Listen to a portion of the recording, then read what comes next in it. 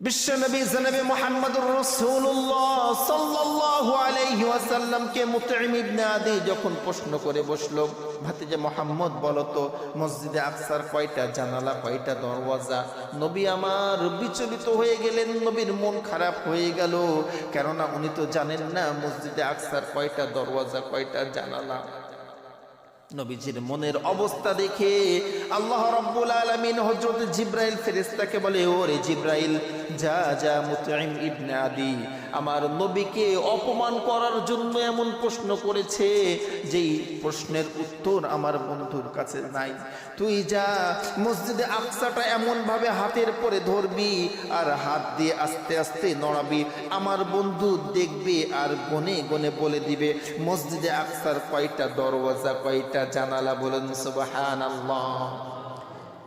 তুই এমন ভাবে নড়াবি আমার বন্ধু যেন দেখে দেখে বলতে পারে যে কয়টা দরওয়াজা আছে, কয়টা জানালা আছে।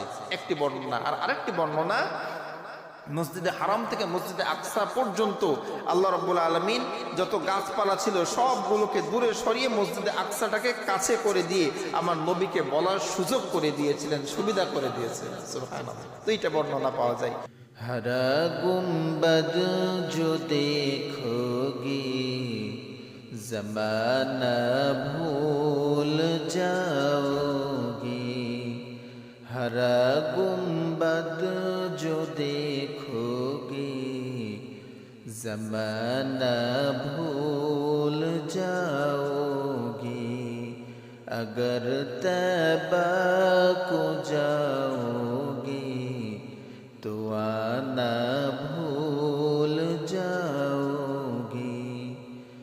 न इतना ओ ज़ियादा चाँद तारे अपनी रंगत पर, न इतना ओ ज़ियादा चाँद तारे अपनी रंगत पर, मेरे आका को देखोगी चमक न भूल जाओगी, मेरे आका को देखोगी चमक न भूल जाओगी। तुम्हारे सामने होगा कभी जब गुंबदे खजरा, तुम्हारे सामने होगा कभी जब गुंबदे खजरा, नजर जम जाएगी उस पर हटाना भूल जाओगी, नजर जम जाएगी उस पर हटाना भूल जाओगी, हरा गुंबद जो देखोगे ज़माना भूल जाओगे, अगर तैबा को जाओगे तो आना भूल जाओगे। আলহামদুলিল্লাহ, আল্লাহ রাব্বুল আলামিনের দরবারে শুকরিয়া যে আল্লাহর অশেষ মেহেরবানিতে রজব মাসের 27 তারিখ এশার নামাজের পর শবে মিরাজ সম্পর্কে কিছু আলোচনা করার, শোনার সুযোগ যে আল্লাহ আপনাকে আমাকে দান করলেন, সে আল্লাহর দরবারে শুকরিয়া আদায় করছি, বলছি আলহামদুলিল্লাহ। লক্ষ কোটি দরুদ এবং সালাম সর্বযুগের সর্বকালের সর্বশ্রেষ্ঠ মহামানব আপনার আমার প্রাণপ্রিয় নবী নবী মুহাম্মদুর রাসূলুল্লাহ সাল্লাল্লাহু আলাইহি ওয়াসাল্লামের। সম্মানিত প্রিয় উপস্থিতি, আমরা বিগত দুই জুম্মা থেকেই মেরাজ সম্পর্কে ধারাবাহিক আলোচনা শুরু করেছি। আমরা আজকে শুক্রবারে যে পর্যন্ত আলোচনা করেছিলাম, এরপর থেকে আমরা এখন আলোচনা করব ইনশাআল্লাহ। এখন আমরা জানব যে নবীজি এই মেরাজে কি কি দেখেছিলেন এবং আমাদের জন্য এখান থেকে যে শিক্ষাগুলো বের হবে, আমরা সকলেই আমাদের বাস্তব জীবনে এই শিক্ষাগুলো বাস্তবায়ন করার, আমল করার চেষ্টা করব ইনশাআল্লাহ।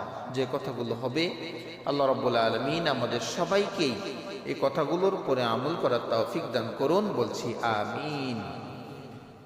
সম্মানিত হাজিরিন, আমরা জানি নবীজির মিরাজ শুরু হয়েছিল প্রথমে উম্মে হানির ঘর থেকে, নবীজির চাচাতো বোন।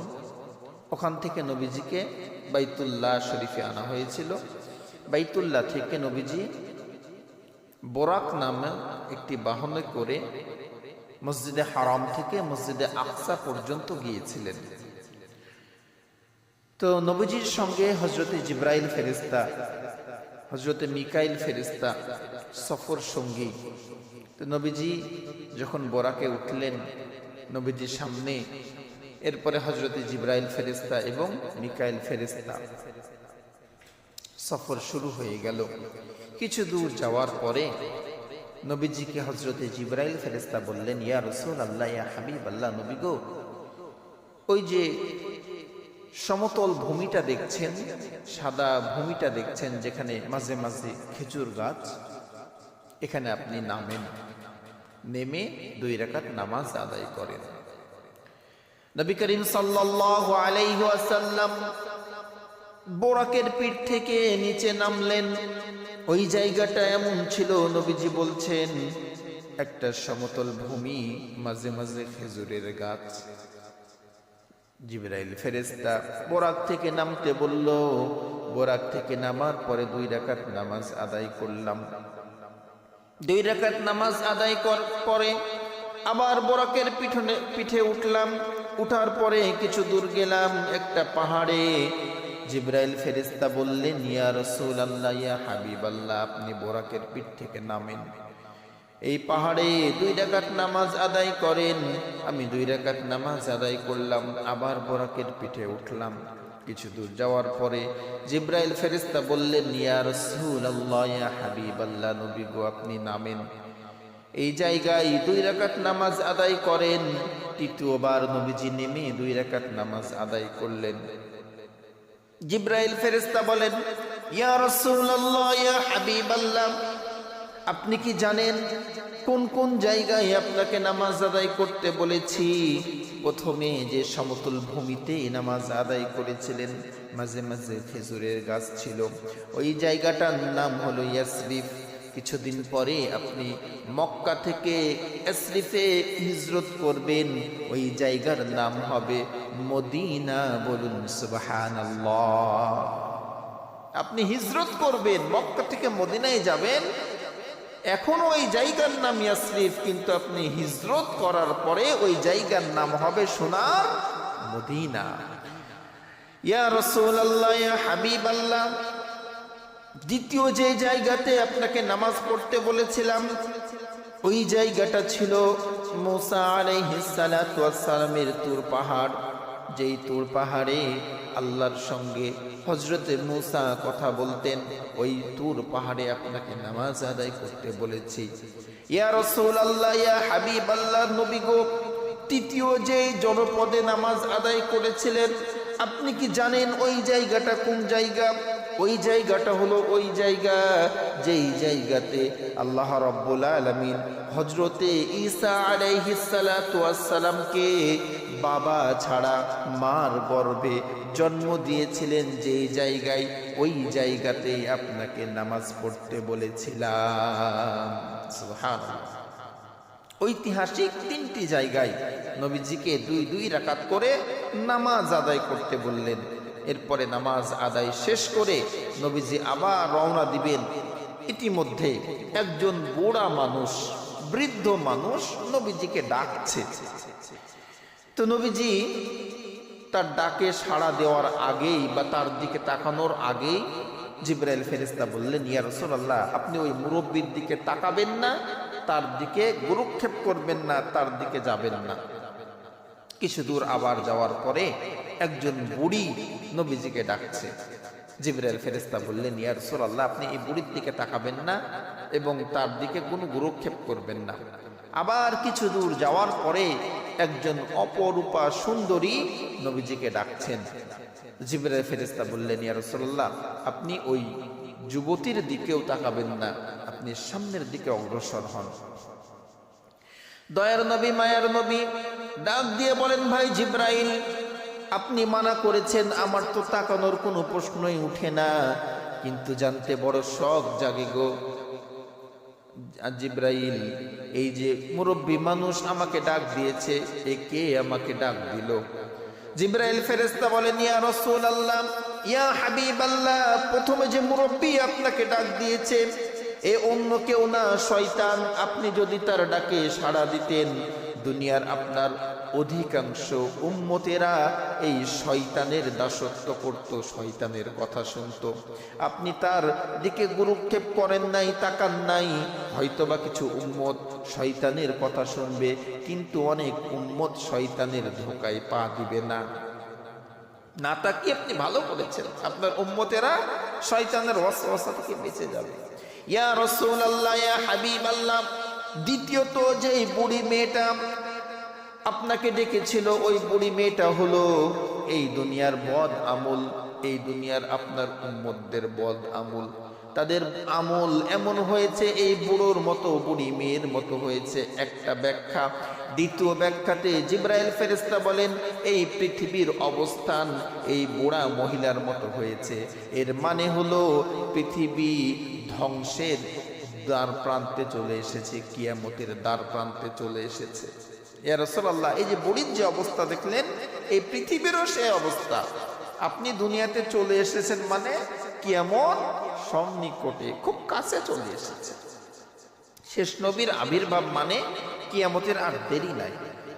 জিবরাইল ফেরেশতা বলেন, ইয়া রাসূলুল্লাহ, 3 নাম্বার যে অপরূপা সুন্দরী আপনাকে ডেকেছিল, ওই অপরূপা সুন্দরী হলো এই পৃথিবীর চাকচিক্য, এই পৃথিবীর সুখ বিলাস, এই পৃথিবীর অর্থ, এই পৃথিবীর বিল্ডিং, এই পৃথিবীর লোভ লালসা। আপনি যদি ওই সুন্দরী নারীর দিকে তাকাতেন, আপনার অধিকাংশ উম্মত এই পৃথিবীর জন্য এই পৃথিবীর দিকে ধাপিত হয়ে যেত। আপনি তাকান নাই, ভালো করেছেন।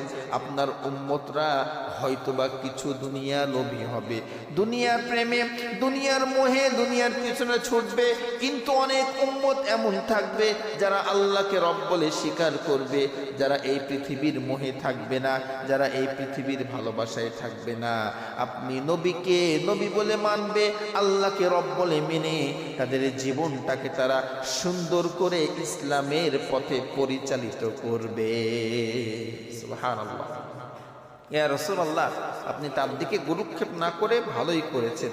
এইভাবে নবীজি সামনে অগ্রসর হচ্ছেন, তো নবীজি দেখলেন যে কিছু মানুষের মাথার উপরে বড় বড় পাথর দিয়ে আঘাত করা হচ্ছে, মাথার উপরে বড় বড় পাথর মারা হচ্ছে। তো এই পাথর যে মারা হচ্ছে, এই পাথরের বাড়িতে মাথাটা ফেটে চূর্ণ বিচূর্ণ হয়ে যাচ্ছে, মাথার আকৃতি আর মাথার মতো থাকছে না। ফেরেশতারা ওই পাথরটাকে তুলে নিয়ে এসে তার মাথার উপরে আবার বাড়ি দিচ্ছে। তো এই যে তুলতে তুলতে যে সময়টা যাচ্ছে, মাথাটা আবার আগের মতো হয়ে যাচ্ছে। দয়ার নবী, মায়ার নবী হযরতে জিবরাইল ফেরেশতাকে বলেন, ভাই জিবরাইল, এরা কারা? কোন অপরাধের কারণে, কোন পাপের কারণে তাদের মাথার উপরে এত বড় পাথর দিয়ে আঘাত করা হচ্ছে, এত বড় পাথর তাদের মাথার উপরে মারা হচ্ছে? পাথরের আঘাত খাওয়ার পরে মাথাটা চূর্ণ বিচূর্ণ হয়ে যাচ্ছে। ফেরেশতারা পাথর কুড়িয়ে আনতে আনতে আবার মাথা আগের মতো হয়ে যাচ্ছে, আবার তাদের মাথায় মারা হচ্ছে। ভাই জিবরাইল, কোন অপরাধের কারণে এইভাবে মানুষগুলোকে শাস্তি দেওয়া হচ্ছে? জিবরাইল ফেরেশতা বলেন, ইয়া রাসূলুল্লাহ, ইয়া হাবিবাল্লাহ, নবী গো, আপনার উম্মতের মধ্যে যারা নামাজের ব্যাপারে উদাসীন হবে, নামাজ সময় মতো আদায় করবে না, নামাজের সময় পার হয়ে যাবে, নামাজের ব্যাপারে অলসতা করবে, এরকম মানুষ তো নাই মনে হয়, আছে না ভাই আমাদের সমাজে? আজান হয়ে গেছে কিন্তু দুনিয়াবি কাজ নিয়ে ব্যস্ত, নামাজের খেয়াল নাই, এই পড়ছি পড়বো করতে করতে নামাজের ওয়াক্ত চলে যাচ্ছে, শয়তান ধরে ফেলছে যে না, নামাজের ওয়াক্ত শেষ হয়ে গেল, নামাজ মসজিদে হয়ে গেল, আজকে আর নাই পড়ি। এরকম হয় না? এরকম হয়। এরকম যাদের হবে তাদেরকে এরকম শাস্তি দেওয়া হবে, মাথার উপরে বড় বড় পাথর দিয়ে আঘাত করা হবে। আমাদের মা বোনেরা দেখবেন, আমাদের পরিবারে যারা ইন্ডিয়ান যে নাটকগুলো হয়, সিরিয়ালগুলো যারা দেখে, খেয়াল করে দেখবেন আজান হয়ে গেছে কিন্তু নামাজের জন্য ওঠে না, ওই নাটক দেখে শেষ করে তারপরে ওঠে। কথা ঠিক কিনা? নামাজের রক্ত চলে যাচ্ছে, সে নামাজকে প্রাধান্য না দিয়ে তার নাটক শেষ হবে, শেষ করে সে নামাজ আদায় করবে। আচ্ছা বলেন তো, নামাজের রক্ত চলে যাচ্ছে, নামাজ না পড়ে আপনি যদি নাটক দেখেন, আল্লাহর তাবেদারি করলেন না শয়তানের তাবেদারি করলেন? শয়তানের তাবেদারি করলেন। আপনি যদি ওই নাটকটাকে বন্ধ করে নামাজ আদায় করতেন তাহলে আল্লাহ খুশি হতো, শয়তান নারাজ হয়ে যেত। কিন্তু আপনি আজান হয়েছে, নামাজ বাদ দিয়ে আগে নাটক শেষ করছেন, তারপরে আপনি নামাজ পড়ছেন। এতে শয়তান খুশি হয়, আমার রব কিন্তু রাগান্বিত হয়ে যায়। এজন্য মা বোন যারা শুনছেন, অনুরোধ করব, এই ইন্ডিয়ান সিরিয়ালগুলো আমাদের সমাজটাকে নষ্ট করে ফেললো। সমাজের পরিবারের যে সুখ শান্তি এই সিরিয়ালে সব শেষ করে ফেলল। এই অপসংস্কৃতি আমাদের বাঙালি সংস্কৃতিকে নষ্ট করে দিল। এজন্য অনুরোধ করব, আমরা এগুলো দেখব না। তাহলে নামাজে অলসতা করার জন্য কি পরিমাণ শাস্তি! মাথার উপরে বড় বড় পাথর মারা হচ্ছে। আচ্ছা, এরকম কষ্ট সহ্য করতে পারবো কয়জন আছি? পারবো ভাই? একটা ইট যদি মাথার উপরে মারা হয় কি অবস্থা হবে বলেন? কতটুকু আপনি সহ্য করতে পারবেন? আর পাথরের সাইজটা এত বড় যে মাথার উপরে মারার পরে মাথাটা ফেটে চূর্ণ বিচূর্ণ হয়ে যাচ্ছে, মাথার যে আকৃতি, যে চেহারা, এটাই বিকৃত হয়ে যাচ্ছে। কেন? নামাজে উদাসীন যারা, তারা এরকম শাস্তি পাবে। আর যারা নামাজ পড়বে না তাদের কি অবস্থা হবে? এজন্য আমরা সকলে নামাজ পড়বো তো ইনশাআল্লাহ, সময় মতো 5 ওয়াক্ত নামাজ পড়বো। 2 নম্বরে নবী করিম সাল্লাল্লাহু আলাইহি ওয়াসাল্লাম দেখলেন কিছু মানুষ মাথার উপরে বোঝা, বড় বড় বোঝা, লাকড়ির বোঝা মাথার উপরে উঠাচ্ছে, কিন্তু বোঝাগুলো গন্তব্য স্থানে নিয়ে যাওয়ার আগেই মাথা থেকে বোঝাগুলো পড়ে যাচ্ছে। বারবার বোঝা মাথার উপরে তুলছে, কিন্তু এই বোঝাগুলো বাড়িতে নিয়ে যাবে বা গন্তব্য স্থানে নিয়ে যাওয়ার আগেই মাথা থেকে পড়ে যাচ্ছে। নবীজি জিজ্ঞেস করলেন, ভাই জিবরাইল, এরা কারা? বারবার চেষ্টা করছে বোঝা বহন করার জন্য কিন্তু পারছে না।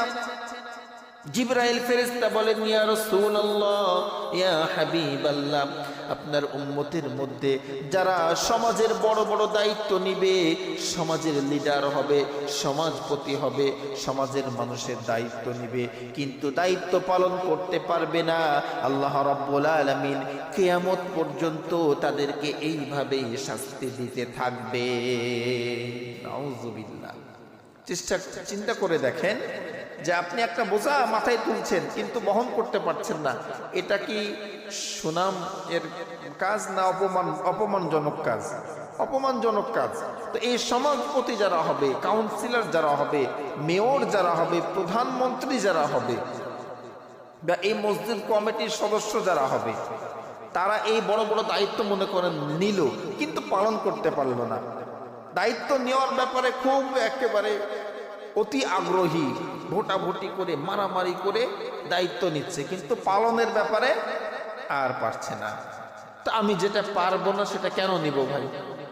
দরকার আছে আমি ছেড়ে দিই, আর একজন নিক। কিন্তু আমরা ক্ষমতা ধরে রাখতে ভালোবাসি, ক্ষমতা ছাড়তে চাই না। মনে করি যে ক্ষমতায় মনে হয় সব। এই ক্ষমতার হিসাব আল্লাহর কাছে দিতে হবে যে বান্দা, তোমাকে আমি ক্ষমতা দিয়েছিলাম, এই ক্ষমতা কতটুকু সমাজে বাস্তবায়ন করেছ। এরপরে নবীজি দেখলেন কিছু মানুষ রক্তের সাগরে হাবুডুবু খাচ্ছে। রক্তের বিশাল সাগর হাবুডুবু খাচ্ছে। এই রক্তের সাগরে এমন ভাবে হাবুডুবু খাচ্ছে, ওই রক্তের সাগর থেকে বাঁচার জন্য চেষ্টা করছে, আপ্রাণ চেষ্টা করছে।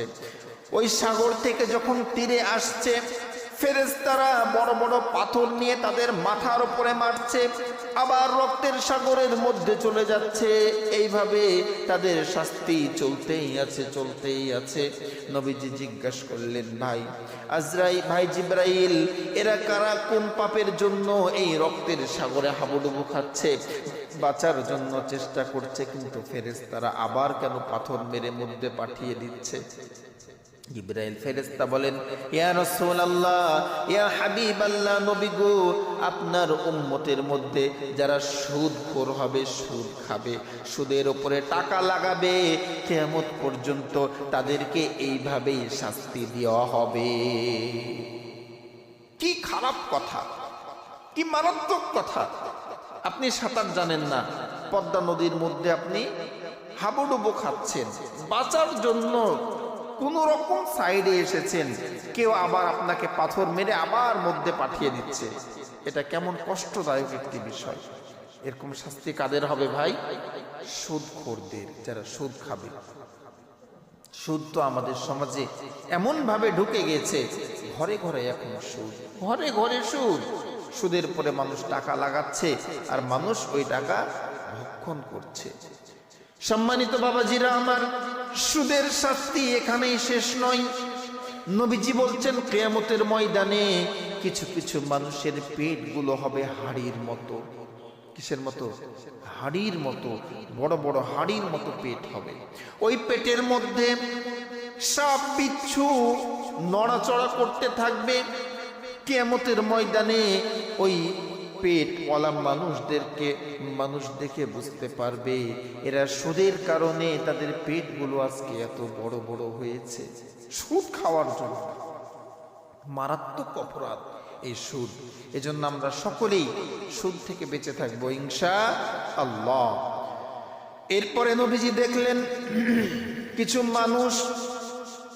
কিছু মানুষকে করাত দিয়ে তাদের গালগুলোকে কাটা হচ্ছে। নবীজি খেয়াল করে দেখলেন কিছু মানুষের গালকে করাত দিয়ে কাটা হচ্ছে। ডান সাইডের গালকে করাত দিয়ে কাটা হচ্ছে। এই গাল কাটার পরে যখন বাম সাইডের গালগুলো আবার ফেরেশতারা কাটার জন্য আসছে, বাম সাইডের এই গাল যখন কেটে ফেলছে, এই বাম সাইড কাটতে কাটতে ডান দিকটা আবার আগের মতো ঠিক হয়ে যাচ্ছে। একের পর এক ফেরেশতারা এইভাবে গালগুলো কাটতেই আছে, আর ওই গালগুলো আবার ঠিক হয়ে যাচ্ছে। এইভাবে শাস্তি চলতেই আছে। দয়ার নবী, মায়ার নবী এরকম কষ্ট দেখে জিব্রাইল ফেরেশতাকে বলেন, ভাই জিব্রাইল, কোন পাপের কারণে, কোন অপরাধের কারণে মানুষগুলোকে এইভাবে শাস্তি দেওয়া হচ্ছে? গালের গোস্তগুলোকে করাত দিয়ে কাটা হচ্ছে। এরা কি পাপ করেছে রে ভাই, কোন অপরাধ করেছে? জিবরাইল ফেরেশতা বলেন, ইয়া রাসূলুল্লাহ, ইয়া হাবিবাল্লাহ, আপনার উম্মতের মধ্যে যারা সমাজের বুকে মিথ্যা প্রচার করবে কিয়ামতের ময়দান পর্যন্ত, তাদেরকে এইভাবেই শাস্তি দেওয়া হবে। নাউজুবিল্লাহ। যারা সমাজে মিথ্যা খবর প্রচার করবে, সমাজে মিথ্যা ছড়াবে, তাদেরকে এইভাবে শাস্তি দেওয়া হবে। আমরা তো যারা এমনি সাধারণ মানুষ, নেতা না, তারা পরিবার নিয়ে ব্যস্ত থাকে, কিন্তু যারা নেতা শ্রেণীর মানুষ, টেলিভিশন খুললেই দেখা যায় একের পর এক মিথ্যা খবর। নিজের সাধু আর আমার বিপরীতে যে আছে সে দুনিয়ার অপরাধ করে, একের পরে এক মিথ্যা খবর মানুষ প্রচার করে। কথা ঠিক কিনা? যেই মানে ক্ষমতায় আছে সে সাধু, আর যেই বিপরীত দলে আছে তার নামে দেখবেন মিথ্যার শেষ নাই। তো যারা সমাজের বুকে এইভাবে মিথ্যা প্রচার করবে, তাদেরকে এইভাবে শাস্তি দেওয়া হবে। এরপরে নবীজি দেখছেন কিছু মানুষ আগুনের মধ্যে টকবক করছে, ফুটছে, বিশাল বড় আগুন। আগুনের একদিক থেকে মেয়ে মানুষ টকবক করে ফুটছে, নিচ থেকে উপরে উঠছে, আবার নিচে পড়ে যাচ্ছে। আর একদিক থেকে ছেলে মানুষ উঠছে, আবার নিচে পড়ে যাচ্ছে। এইভাবে আগুনের মধ্যে মানুষ টকবক করে ফুটতে আছে। দয়ার নবী, মায়ার নবী হযরত জিবরাইল ফেরেশতাকে বললেন, ভাই জিবরাইল, কোন অপরাধের জন্য, কোন পাপের জন্য এইভাবে শাস্তি দেওয়া হচ্ছে? জিবরাইল ফেরেশতা বলেন, ইয়া রাসূলুল্লাহ, ইয়া হাবিবাল্লাহ, আপনার উম্মতের মধ্যে যারা বৈধ স্ত্রী রেখে জিনা ব্যভিচারে লিপ্ত হবে গো নবী, তাদেরকে এইভাবেই শাস্তি দেওয়া হবে। নাউজুবিল্লাহ। যারা বৈধ স্ত্রী স্বামী বাদ দিয়ে জিনার সঙ্গে লিপ্ত হবে, তাদেরকে এইভাবে শাস্তি দেওয়া হবে। এখানে শেষ নয়, নবীজি দেখছেন কিছু মানুষের সামনে ভালো ভালো খাবার রাখা আছে। ওই ভালো খাবারগুলো রেখে তারা পচা দুর্গন্ধযুক্ত খাবারগুলো খাচ্ছে, ভক্ষণ করছে। নবীজি বললেন, ভাই জিবরাইল, এই সকল মানুষ ভালো খাবার থুয়ে পচা দুর্গন্ধযুক্ত খাবার খাচ্ছে, এর কারণ কি?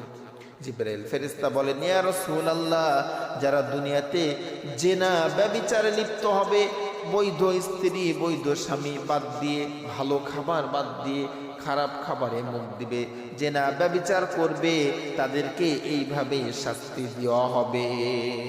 নাউজুবিল্লাহ। এইভাবেই তাদেরকে শাস্তি দেওয়া হবে। এই জন্য আমরা এই জিনা ব্যভিচার পরকীয়া থেকে বেঁচে থাকবো। পরকীয়া এখন একটা কমন রোগ হয়ে গেছে। ঘরে ঘরে পরকীয়া, স্বামী বাদ দিয়ে, স্ত্রী বাদ দিয়ে অন্য ছেলের সঙ্গে মেয়ের সঙ্গে সম্পর্ক করছে। এই কাজগুলো আমরা করব না ইনশাআল্লাহ। এরপরে নবীজি দেখলেন কিছু মানুষ, তাদের নখগুলো, কুনিগুলো তামা দিয়ে তৈরি। এই তামার তৈরি বড় বড় নখ দিয়ে, কুনি দিয়ে তাদের গালের গোস্তগুলো তারা নিজে নিজে ছিঁড়ছে। নিজের কুনি দিয়ে, নিজের নখ দিয়ে নিজের গালের গোস্তগুলোকে টেনে টেনে ছিঁড়ছে। দয়ার নবী, মায়ার নবী এই দৃশ্য দেখে জিবরাইল ফেরেশতাকে বলেন, ভাই জিবরাইল, কোন পাপের জন্য এইভাবে শাস্তি দেওয়া হচ্ছে? জিবরাইল ফেরেশতা বলেন, ইয়া রাসূলুল্লাহ, ইয়া হাবিবাল্লাহ, আপনার উম্মতের মধ্যে যারা গীবত করবে, একে অপরের দোষ মানুষের সামনে বলবে, গীবতের সঙ্গে যারা যুক্ত থাকবে গো নবী, তাদেরকে কিয়ামত পর্যন্ত এইভাবেই শাস্তি দেওয়া হবে। বলুন নাউজুবিল্লাহ। এইভাবে শাস্তি দেওয়া হবে। গীবত এখন একটা ভয়াবহ রোগ হয়ে গেছে। সবসময় আমরা গীবতের সঙ্গে যুক্ত। মানুষের দোষ বলতে পারলে মনে হয় যে নিজেকে সফল ব্যক্তি মনে করি। খালি দোষ খোঁজাই কাজ, কিন্তু নিজের জীবনের যে দোষ দিয়ে ভরা, নিজের জীবনটা যে অন্যায় অপরাধ দিয়ে ভরা, নিজেকে নিয়ে চিন্তা করি না, শুধু মানুষ কে কি করলো এই নিয়ে আমরা ব্যস্ত হয়ে আছি। কথা ঠিক কিনা? এই গীবত খুব ভয়ানক একটি বিষয়। নবীজি বলছেন, আল গীবাতু আশাদ্দু মিনাজ জিনা, গীবত জিনার চেয়েও খারাপ, মারাত্মক অপরাধ। মা বোন যারা শুনছেন, এই গীবতের অন্যায় থেকে, অপরাধ থেকে বেঁচে থাকবো ইনশাআল্লাহ। নবী করিম সাল্লাল্লাহু আলাইহি ওয়াসাল্লাম দেখছেন কিছু মানুষকে তাদের জিহ্বাগুলো, কিছু মানুষের জিহ্বাগুলো আগুনের কেচি দিয়ে তাদের জিহ্বাগুলোকে কেটে ফেলা হচ্ছে। যতটুকু অবশিষ্ট থাকছে এগুলোকে টেনে আবার পিঠের পিছন দিকে গেড়ে দেওয়া হচ্ছে। কিছু মানুষের জিহ্বা আগুনের কেচি দিয়ে কাটা হচ্ছে। চিন্তা করেছেন? আগুনের কেচি দিয়ে জিহ্বা কাটা হচ্ছে। নবীজি জিজ্ঞেস করলেন, ভাই জিবরাইল, কোন অপরাধের জন্য এইভাবে মানুষকে শাস্তি দেওয়া হচ্ছে? জিবরাইল ফেরেশতা বললেন, ইয়া রাসূলুল্লাহ, আপনার উম্মতের মধ্যে যারা মানুষকে ভালো কাজে আদেশ করবে কিন্তু নিজে সৎ কাজ করবে না, ওই কাজের আমল করবে না, তাদেরকে এইভাবে শাস্তি দেওয়া হবে। এই অপরাধ আমরা অধিকাংশ মানুষ করছি, হোক আলেম বা জেনারেল, হোক শিক্ষিত বা মূর্খ, নিজের খেয়াল নাই, আর উপদেশ দেওয়ার জন্য দেখবেন সবাই ব্যস্ত। কাউকে একটা কথা জিজ্ঞেস করবেন, দেখবেন যে ও দুনিয়ার সব জানে, সব জ্ঞান আপনাকে দিচ্ছে, কিন্তু নিজের আমলের বিষয় নিজের খেয়াল নাই। এজন্য আমরা মানুষকে উপদেশ দেওয়ার আগে ওই আমলটা নিজে করব, তাহলে আমরা এই আযাব থেকে, গজব থেকে বাঁচতে পারবো। এরপরে নবীজি দেখলেন কিছু মানুষ আগুনের দলা, বড় বড় আগুনের দলাগুলো খাচ্ছে এবং ওই দলাগুলো পেটে যাওয়ার পরে পায়খানার রাস্তা দিয়ে আবার ওই আগুনের দলাগুলো বের হয়ে যাচ্ছে। আগুনের দলা খাচ্ছে। দয়ার নবী, মায়ের নবী বললেন, ভাই জিব্রাইল, এরা কারা, কোন অপরাধের জন্য এইভাবে আগুনের দলা খাচ্ছে? জিব্রাইল ফেরেশতা বলেন, ইয়া রাসূলুল্লাহ, ইয়া হাবিবাল্লাহ, নবী গো, আপনার উম্মতের মধ্যে যারা এতিমের সম্পদ ভক্ষণ করবে, এতিমের সম্পদ, মাল সম্পদ মেরে খাবে, তাদেরকে কিয়ামতের ময়দানে এইভাবেই আগুন খাওয়ানো হবে। নাউযুবিল্লাহ। অনেকে আছে, ভাই মারা গিয়েছে, ওই ভাতিজার সম্পত্তিগুলো নিজের আয়ত্তে রেখে ভাতিজাকে হক বুঝিয়ে দেয় না, ওই নিজে সব খায়, নিজে দেখাশোনা করে। এরকম অনেক মানুষ আছে। এতিমের সম্পদ এটা ভয়ানক একটি বিষয়। এতিমের সম্পদ আমরা কখনো ভোগ করব না ইনশাআল্লাহ। এরপরে নবীজি দেখলেন কিছু মানুষকে এই যে জাহান্নামীদেরকে কষ্ট দেওয়া হচ্ছে, আগুনে পোড়ানো হচ্ছে, এই যে রক্ত আর পুঁজগুলো, এগুলো একটা নালা দিয়ে বেয়ে যাচ্ছে। তো ওই রক্ত পুঁজগুলোকে কিছু মানুষকে খাওয়ানো হচ্ছে। ওই যে রক্ত আর পুঁজ, এগুলো কিছু মানুষকে খাওয়ানো হচ্ছে। তো নবীজি এটা দেখে খুবই কষ্ট পেলেন, খুবই মর্মাহত হলেন, হয়ে জিজ্ঞেস করলেন, ভাই, কোন অপরাধের জন্য এই অখাদ্য মানুষকে খাওয়ানো হচ্ছে? জিবরাইল ফেরেশতা বললেন, ইয়া রাসূলুল্লাহ, আপনার উম্মতের মধ্যে যারা মদ সেবন করবে, নেশাগ্রস্ত খাবার খাবে, তাদেরকে এইভাবে শাস্তি দেওয়া হবে। নেশা, মদ, জুয়া, ফেন্সিডিল, এরপরে আরো যত নেশা দ্রব্য আছে, যারা খাবে তাদেরকে এইভাবে জাহান্নামীদের রক্ত আর পুঁজগুলোকে খাওয়ানো হবে। এই জন্য আমরা যারা এরকম মাদকের সঙ্গে জড়িত আছি, আমরা এই মাদক ছেড়ে দেব ইনশাআল্লাহ। এরপরে নবীজি দেখলেন যে জাহান্নামের মধ্যে অধিকাংশই নারী জাতি, জাহান্নামে অধিকাংশই নারী। তো নবীজি আশ্চর্য হলেন যে অধিকাংশ নারী জাহান্নামে কেন, এর কারণ কি? কি কারণে নারী জাতি আজকে জাহান্নামের মধ্যে? জিজ্ঞেস করলেন, ভাই জিব্রাইল, অধিকাংশ নারী জাহান্নামে, এর কারণ কি? দয়ার নবী, মায়ার নবী মেয়ে জাতিদেরকে, নারীদেরকে জাহান্নামে দেখে জিব্রাইল ফেরেশতাকে বললেন, ভাই জিব্রাইল, এত সংখ্যক নারী আজকে জাহান্নামে, এর কারণটা কি? জিব্রাইল ফেরেশতা বলেন, ইয়া রাসূলুল্লাহ, ইয়া হাবিবাল্লাহ, নবী গো, এই সকল নারী জাহান্নামী হওয়ার পিছনে কারণ হলো এই সকল নারীরা শুকরিয়া আদায় করে না, সব সময় নাশুকরি করে, সব সময় হাই হাই, নাই নাই, আরো চাই, এই নিয়ে ব্যস্ত আছে না নাই? আমাদের যারা বিয়ে করেছি, সংসার হয়েছে, দেখবেন কিছু কিছু মা বোন আছে, যতই দেন না কেন তার চাহিদা পূরণ হয় না, আরো চাই, আরো চাই। আমার স্বামী জীবনে কিছুই দেয় নাই, সারা জীবন কষ্ট করেছেন, একদিন কম হয়েছে, সারা জীবনের কষ্টের যে প্রতিদান ভুলে যে আপনাকে এমন একটা কথা বললো যে সারা জীবনে কি দিয়েছো, তোমার সঙ্গে বিয়ে করে আমার জীবনটাই শেষ, কালুকে বিয়ে করলে এর চেয়ে ভালো হতো। হ্যাঁ, তোমাকে বিয়ে না করলে অমুক কালুকে যদি বিয়ে করতাম, কিছু না হলেও আমার সুখ শান্তি, আমার চাহিদাগুলো পূরণ করত। কিন্তু আপনি যে ধলু, এটা তার শুকরিয়া নাই, ও কালো নিয়েই ব্যস্ত, টাকা আছে। এই যে মা বোনদের না শুকরিয়া আদায় করে না, এজন্যই তারা জাহান্নামে, অধিকাংশ নারী এই কারণে জাহান্নামে যাবে। এবং মানুষকে বদদুয়া করার জন্য, মানুষকে অভিশাপ দেওয়ার জন্য অধিকাংশ নারী জাহান্নামে যাবে। এজন্য মা বোন যারা শুনছেন, আমরা যারা পুরুষ আছি, কিছু আছে খারাপ, কিন্তু অধিকাংশ পুরুষই চায় যে তার সংসারে তার স্ত্রী, তার সন্তান ভালো থাক, ভালো রাখার চেষ্টা করে।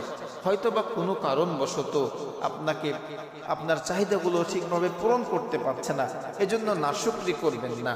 আপনি তাকে সাপোর্ট দিবেন, আপনি তাকে সান্ত্বনা দিবেন, তাকে বোঝাবেন, কিন্তু এমন কথা বলবেন না যে কথার জন্য আপনার স্বামী কষ্ট পায়।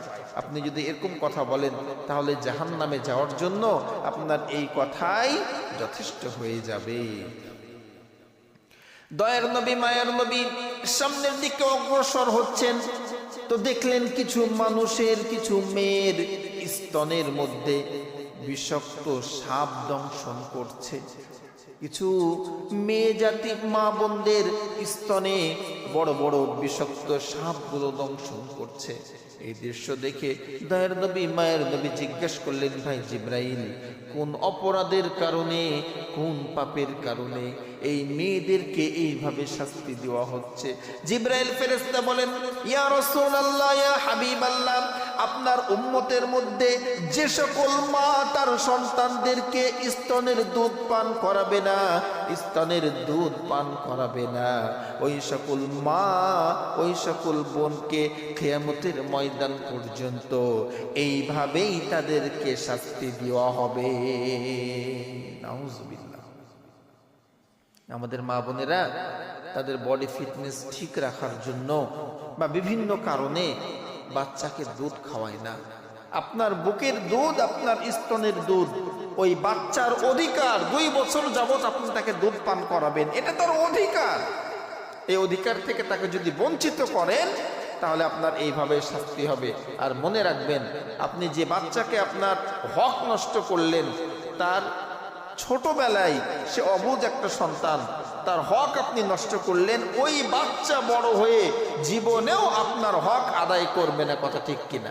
কোনোদিন আপনার হক আদায় করবে না। আপনাকে শেষ পর্যন্ত বৃদ্ধাশ্রমেই থাকা লাগবে। হাফেজ সাহেব সামনে আসেন, সামনে আসেন, আসেন আসেন। তো এইভাবে ওই সকল মা বোনদেরকে কষ্ট দেওয়া হবে।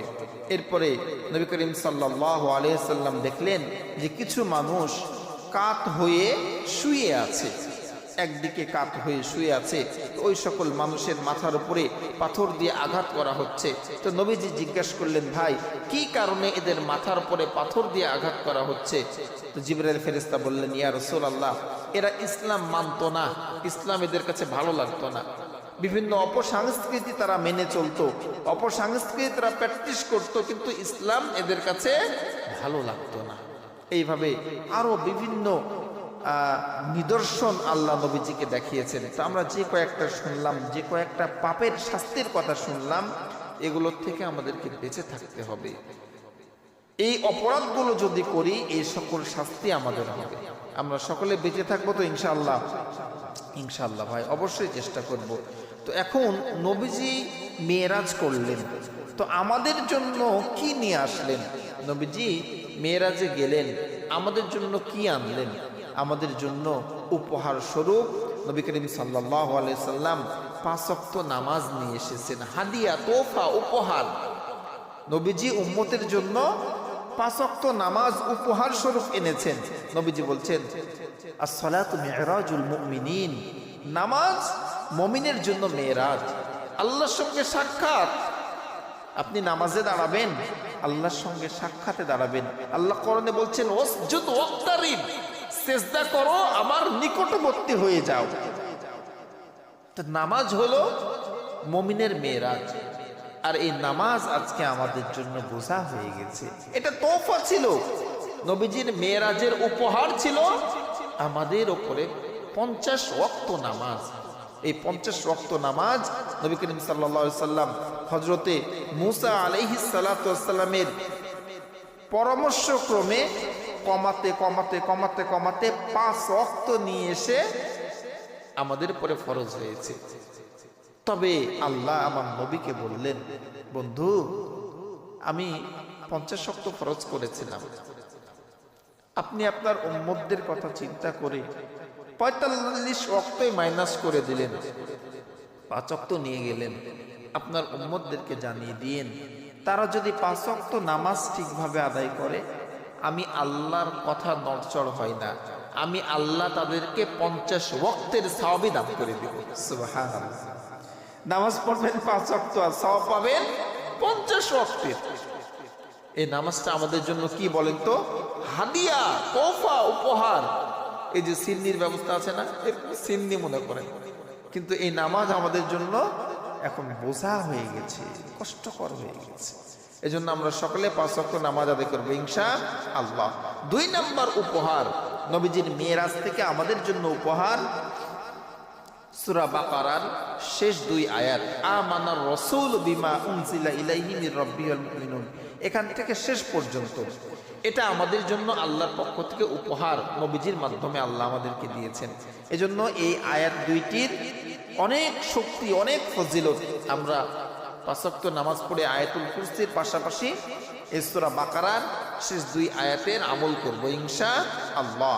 এরপরে 3 নাম্বার উপহার ক্ষমার ঘোষণা। বলুন সুবহানাল্লাহ। আল্লাহ রাব্বুল আলামিন নবীজির মাধ্যমে আমাদেরকে জানিয়েছেন, কোন মানুষ যদি শিরকের গুনাহ না করে, কিসের গুনাহ ভাই? শিরকের গুনাহ, আল্লাহর সঙ্গে অংশীদারিত্ব স্থাপনের গুনাহ যদি না করে, নবীজি বলছেন যে আল্লাহ আমাকে জানিয়েছেন মানুষের জীবনের সকল গুনাহ আল্লাহ মাফ করে দিবেন যদি শিরকের গুনাহ না করে। সুবহানাল্লাহ, কত বড় আল্লাহ নিয়ামত দান করেছেন আমাদেরকে। এরপরে 4র্থ পুরস্কার আমাদের জন্য, আল্লাহ রাব্বুল আলামিন আমাদের জন্য নবীজিকে জান্নাত দেখিয়েছেন, জাহান্নাম দেখিয়েছেন, তার অনেক নাজ এবং নিয়ামত দেখিয়েছেন, যেন নবীজি এসে আমাদেরকে এগুলো বর্ণনা করে শোনাতে পারেন। এই 4টি আমাদের জন্য পুরস্কার। তাহলে 1 নাম্বার 5 ওয়াক্ত নামাজ, 2 নাম্বার সূরা বাকারার শেষ 3 আয়াত, 3 নাম্বার ক্ষমার সুসংবাদ, আর 4 নাম্বার আখিরাত সম্পর্কে সুস্পষ্ট শিক্ষা এবং জ্ঞান আল্লাহ নবীকে দিয়েছেন, আর নবীর মাধ্যমে আমরা এগুলা পেয়েছি। আর সূরাতুল ফাতিহা, এটা সূরা ফাতিহা নূরের মতো কাজ করবে। আপনি আমি যখন পুলসিরাত পার হব, তখন এই সূরা ফাতিহাটি বিজলির ন্যায় আমাদেরকে পার করে দিবেন যদি 5 ওয়াক্ত নামাজ আদায় করেন। সূরা ফাতিহার যে শিক্ষা, আমল, এটা যদি করতে পারেন। সম্মানিত হাজরিন, এই ছিল আমাদের জন্য পুরস্কার। নবী করিম সাল্লাল্লাহু আলাইহি ওয়াসাল্লাম মেরাজ থেকে ফিরে আসলেন। আলোচনা একেবারে শেষ প্রান্তে চলে এসেছি। ফিরে এসে মসজিদের অবস্থান করছেন কাবা শরীফে ফজরের নামাজ আদায়ের পরে।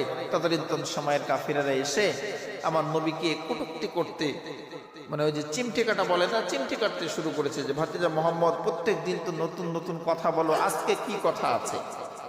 তো নবীজি বললেন যে রাতের এক অংশে মসজিদে হারাম থেকে মসজিদে আকসা গেলাম, মসজিদে আকসা থেকে 7 তবক আসমান পাড়ি দিয়ে আল্লাহর সঙ্গে সাক্ষাৎ করে আবার রাতের মধ্যে ফিরে এসে এই যে তোমাদের সঙ্গে নামাজ আদায় করছি। এই অবস্থায় হযরত আবু বকর সিদ্দিক রাদিয়াল্লাহু তাআলা আনহুর কথা আমরা জানি। বাকি আরো 2টা প্রুফ নবীজি দিয়েছিলেন। নবীজি যে মেরাজ করেছিলেন, আরো 2টা সাক্ষী বা 2টা প্রমাণ নবীজি দিয়েছিলেন যে উনি মেরাজ করেছেন। এর মধ্যে একটা সাক্ষী, তারা জিজ্ঞেস করলো যে আচ্ছা ভাতিজা বলো তো, তুমি যে মেরাজ করলে, মসজিদে হারাম থেকে মসজিদে আকসা গেলে, যদিও বা মসজিদে হারাম থেকে মসজিদে আকসার দূরত্ব 1236 কিলোমিটার, উঠে যেতে আমাদের 40 দিন 40 রাত লাগে, আর তুমি বলছো 1 রাতে গেছো এসেছো। আচ্ছা বিশ্বাস করলাম, তো এই যেতে আসতে এমন কোন ঘটনা ঘটেছে যে ঘটনার কথা আমাদেরকে বলতে পারো? দয়ার নবী, মায়ের নবী বললেন, হ্যাঁ বলতে পারি। 2টা ঘটনা আমার সঙ্গে ঘটেছে। 1 নাম্বার ঘটনা, একটা কাফেলার সঙ্গে আমার দেখা হয়েছিল, যে কাফেলা থেকে আমি পানি পান করেছিলাম, পানি খেয়েছিলাম। 2 নাম্বার, আমার বোরাক যখন যাচ্ছিল, বোরাকের আওয়াজে আরেকটা কাফেলার উট কিছু আওয়াজে, আমার বোরাকের আওয়াজে তাদের উট, একটা উট মারা গিয়েছিল। বোরাকের যে আওয়াজ, বোরাক যে যাচ্ছিল, এই বোরাকের আওয়াজে একটা উট ওখানে মারা গিয়েছে। এই 2টা কথা নবীজি বললেন যে 2টা কাফেলার সঙ্গে আমার দেখা হলো। একটা কাফেলার কাছ থেকে আমি পানি খেয়েছি, আর 2 নাম্বার আমার বোরাক চলার যে আওয়াজ, এই আওয়াজে একটা উট স্ট্রোক করে জায়গাতে মারা গিয়েছে। তো ওনারা বললেন যে ঠিক আছে, তোমার কথা বিশ্বাস করলাম। তো তারা কখন আসবে, কখন মক্কায় ওই কাফেলা দুটো আসবে, তাহলে আমরা তাদেরকে জিজ্ঞাসা করব। তো নবীজি একটা অনুমান করে, মানে রাস্তার দূরত্ব অনুমান করে বললেন যে বুধবার সূর্য যখন ডুবে যাবে ওই সময় ওই কাফেলা দুইটা মক্কা শরীফে প্রবেশ করবে, ঢুকবে। বুধবার সন্ধ্যার সময়, বিকাল থেকে আবু জাহেল, আবু লাহাব, উতবা, সাইবা সকলেই একবারে মক্কায় ঢোকার যে রাস্তার মুখে দাঁড়িয়ে আছে যে কখন ওই কাফেলা দুটো আসে। নবী করিম সাল্লাল্লাহু আলাইহি সাল্লাম দাঁড়িয়ে আছেন, সূর্য ডুবু ভাব, ডুবে যাবে, কিন্তু কাফেলা এখনো প্রবেশ করে না। দয়ার নবী, মায়ের নবী আসমানের দিকে তাকিয়ে আল্লাহকে ডেকে ডেকে বলছেন, আল্লাহ গো, এমনিতেই আমার বংশের লোকেরা আমাকে জাদুকর বলে, মিথ্যুক বলে, আমাকে কাজ্জাব বলে। আমি তো বলেছি গো আল্লাহ যে তারা বুধবারের মধ্যে প্রবেশ করবে, কিন্তু সূর্য ডুবে যাচ্ছে। আমি তো অনুমান করে বলেছিলাম রাস্তার দূরত্বের, সূর্য যদি ডুবে যায় আর তারা যদি না আসে, তারা তো আমাকে আরো কষ্ট দিবে গো মাওলা। আল্লাহ রাব্বুল আলামিন সূর্যকে আদেশ করে দিলেন, ওরে সূর্য, তুমি যেই জায়গাতে আছো সেই জায়গাতেই থেকে যাও, আর তুমি ডুববে না, আর নিচে নামবে না। যতক্ষণ ওই দুইটা কাফেলা মক্কা নগরীতে প্রবেশ না করবে, ততক্ষণ তুমি তোমার জায়গাতে স্থির থেকে যাও। শত শত কাফের, সঙ্গী কাফেরের নেতারা উপস্থিত হয়ে আছে, সূর্যের দিকে তাকিয়ে আছেন। সূর্য ডুববে ভাব, কিন্তু নামে না। তারা আশ্চর্য হয়ে আছে, কেন সূর্য ডুবে না? কি আশ্চর্যের বিষয়! কাফেলা দুইটা যেই মাত্র মক্কা শরীফে, মক্কা নগরীতে করেছে, প্রবেশ করেছে, সূর্য সঙ্গে সঙ্গে ডুবে গিয়েছে, সঙ্গে সঙ্গে ডুবে গিয়েছে। নগদেই ওখানে দাঁড়িয়েই অনেক বেধর্মী নবীজির হাতে কালেমা পড়ে মুসলমান হয়ে যায়। অনেকেই কালেমা পড়ে মুসলমান হয়ে যায় ওখানে দাঁড়িয়ে থেকে, এগুলা দেখে। তো আল্লাহ রাব্বুল আলামিন আমার নবীজির ইজ্জত বাঁচিয়েছেন। এটা একটা প্রুফ নবীজি দিয়েছিলেন, প্রমাণ দিয়েছিলেন। আর আরেকটা প্রমাণ দিয়েছিলেন, তদানীন্তন সময় একটা কাফের ছিল মুতঈম ইবনে আদি। এই মুতঈম ইবনে আদি নবীজিকে বলছেন, ভাতিজা, আচ্ছা বিশ্বাস করলাম তুমি মেরাজ করেছো, মসজিদে হারাম থেকে মসজিদে আকসা গিয়েছো, তো আচ্ছা বলো তো মসজিদে আকসার কয়টা দরওয়াজা, কয়টা জানালা, জানালার কয়টা শিক আছে, একটু বলো তো শুনি। আচ্ছা, এই প্রশ্নটা জ্ঞানীর প্রশ্ন না বোকার প্রশ্ন? আপনারা যারা এখানে আজ কয়েক বছর নামাজ পড়েন, এই মসজিদের তো বয়স 40 বছর 50 বছর হয়ে গেছে, তাই না? যাদের বয়স এখন 60-70 বছর, আমি যদি এখন আপনাদেরকে জিজ্ঞেস করি যে আচ্ছা বলেন তো এই মসজিদে কটা ফ্যান আছে, কয়জন বলতে পারবেন না গনে? বলতে পারবেন? বলতে পারবেন না। কেন? মসজিদে কেন আসেন? ফ্যান গুনতে আসেন না নামাজ পড়তে? নামাজ পড়তে আসেন। নবীজি মসজিদে হারাম থেকে মসজিদে আকসা গিয়েছেন। আদম নবী থেকে ঈসা নবী পর্যন্ত সকল নবী রাসূলকে নিয়ে 2 রাকাত নামাজ আদায় করেছেন, উদ্দোলকে গমন করেছেন।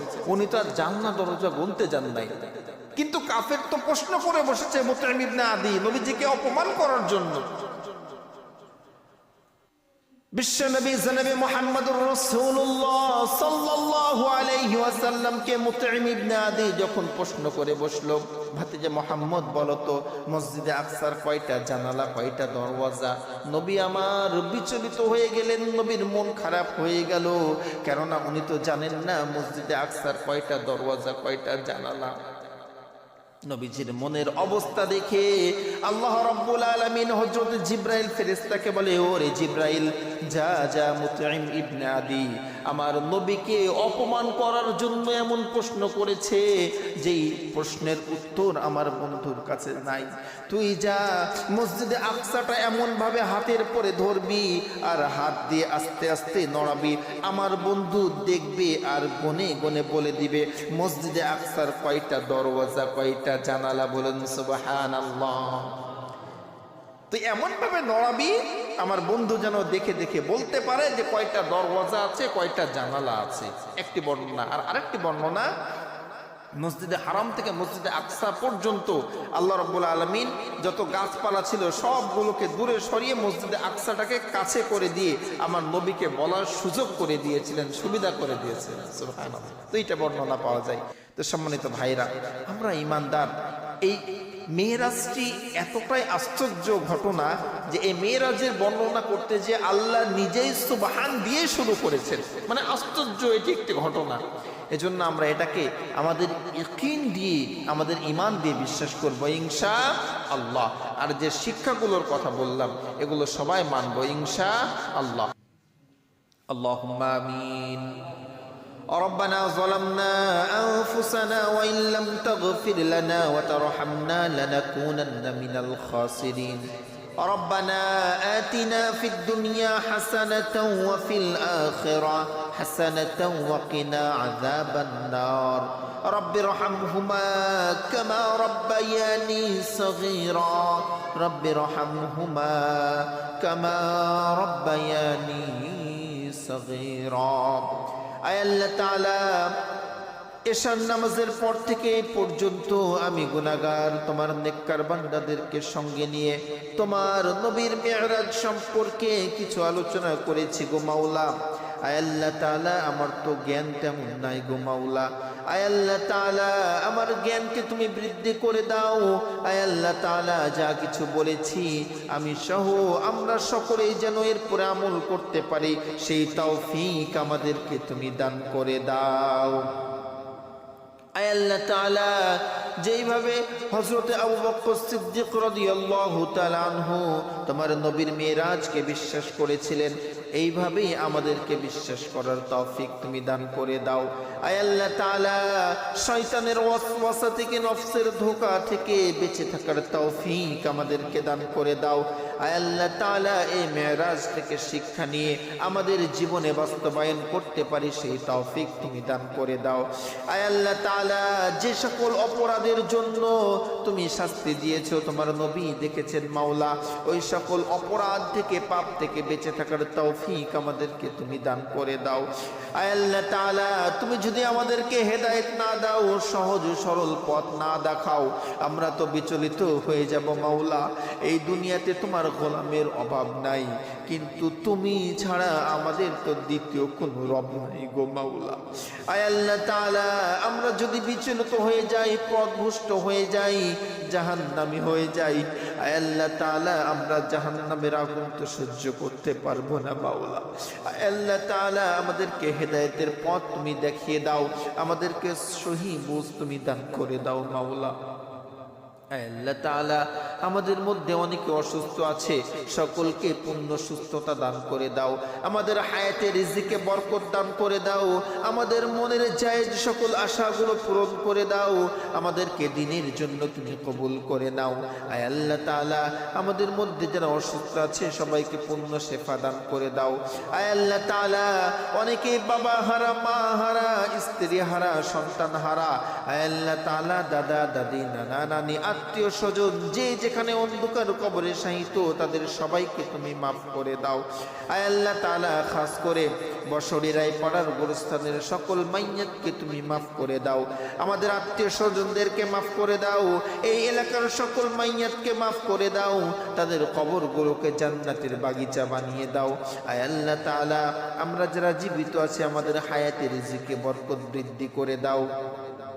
সাংসারিক জীবনে সুখ শান্তি সমৃদ্ধি দান করে দাও। অপপ্রচার থেকে বেঁচে থাকার তৌফিক দান করে দাও। আয় আল্লাহ তাআলা, আমাদের মা বোনদেরকে তুমি কবুল করে নাও।